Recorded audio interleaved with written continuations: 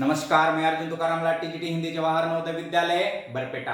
आज के सत्र में आप सभी का हार्दिक स्वागत, विशेषता कक्षा 9वीं के सभी बच्चों का हार्दिक स्वागत है, क्योंकि उनके लिए जो टॉपिक मैं पढ़ा रहा हूँ, कक्षा 8वीं हो, कक्षा 9वीं हो, कक्षा 6ठी हो, वैसे तो सभी बच्चों के लिए बहुत ही महत्वपूर्ण ऐसा टॉपिक है और उस टॉपिक का नाम है विस्मयादि बोधक अव्यय। तो इससे पहले बच्चों, प्रयोग की दृष्टि से शब्द के जो भेद है वो कितने हैं? वो प्रयोग की दृष्टि से शब्द के भेद होते हैं 2। अब मैं बार बार इसका जिक्र कर रहा हूं ताकि आपको समझ में आ जाए। चारों वीडियो में इसी प्रकार का जिक्र मैंने किया है। विकारी शब्द 1, प्रयोग की दृष्टि से भेद कितने? 2। अविकारी शब्द 2, नंबर 1 भेद, नंबर ये 2 नंबर का भेद। अब देखिए, विकारी शब्द में कौन कौन से शब्द आते हैं? संज्ञा शब्द, सर्वनाम शब्द, विशेषण शब्द, क्रिया शब्द। अब देखिए, अविकारी शब्द में कौन से आते हैं? फिर क्रिया विशेषण, संबंध बोधक, समुच्चय बोधक और विस्मयादि बोधक। आज का हमारा टॉपिक कौन सा है? विस्मयादि बोधक। इसके बारे में हम जानकारी लेंगे, लेकिन इससे पहले देखना पड़ेगा कि ये विकारी शब्द होते क्या है और अविकारी शब्द क्या होते हैं, उसके बारे में हम जानकारी लेंगे।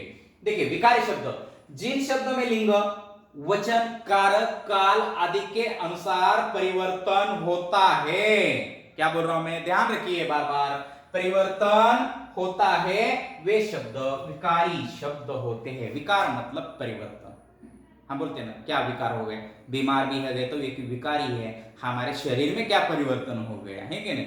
विकार मतलब परिवर्तन। जैसे कौन से शब्द है ये? फिर संज्ञा शब्द है, सर्वनाम शब्द है, विशेषण शब्द है और क्रिया शब्द है। ये 4 शब्द विकारी शब्द हैं। अविकारी शब्द कौन कौन से है? फिर उसकी परिभाषा देखिए, जिन शब्द में लिंग, वचन, काल आदि के अनुसार विकार मतलब परिवर्तन नहीं होता है। पहले हम बोल रहे थे होता है, अब बोलते हैं कि नहीं होता है, वे अविकारी शब्द होते हैं या कहलाते हैं।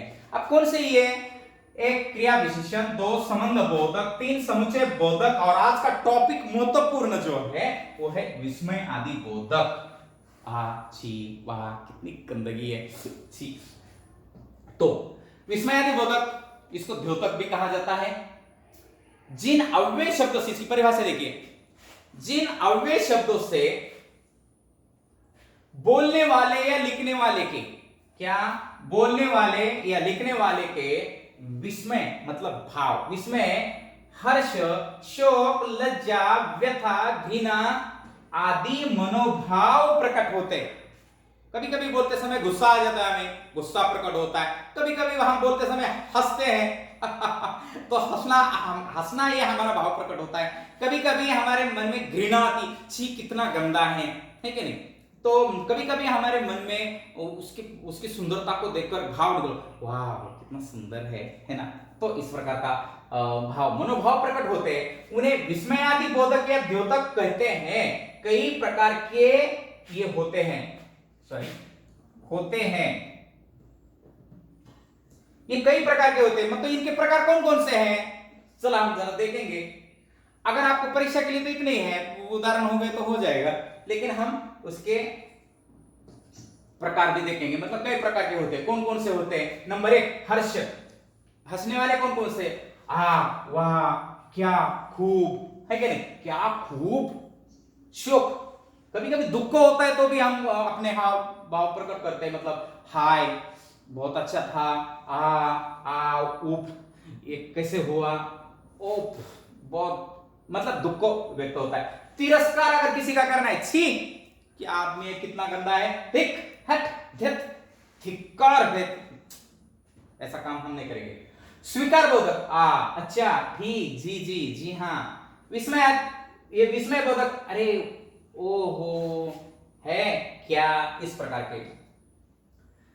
देखिए, संबोधन करना है, हे अरे अरी ओ जी, ए अरी अजी सुनो जी, इस प्रकार के। घृणा बोधक, धिक धत छी थू थू कितना गंदा है, बस। भय बोधक, बाप रे कितना बड़ा शौक है क्या भाई? कहीं नहीं है ना? डर लगता है ना? ओके, भय बोधक में हो गया।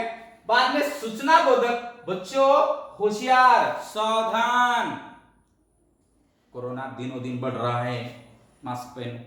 अब पढ़ाते समय नहीं पहन सकता, लेकिन मैं पहनता हूं बच्चों, मेरा मास्क है। पढ़ाते समय नहीं पहन रहा हूं, लेकिन आवाज आपके पास नहीं आएगी।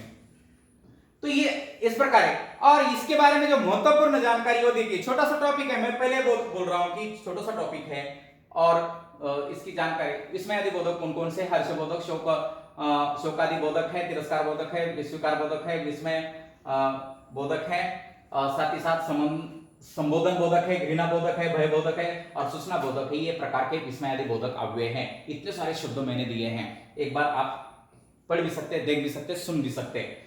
कभी कभी महत्वपूर्ण क्या है, कभी कभी संज्ञा, विशेषण, सर्वनाम, क्रिया आदि शब्द भी विस्मयादि बोधक बन जाते हैं। कैसे?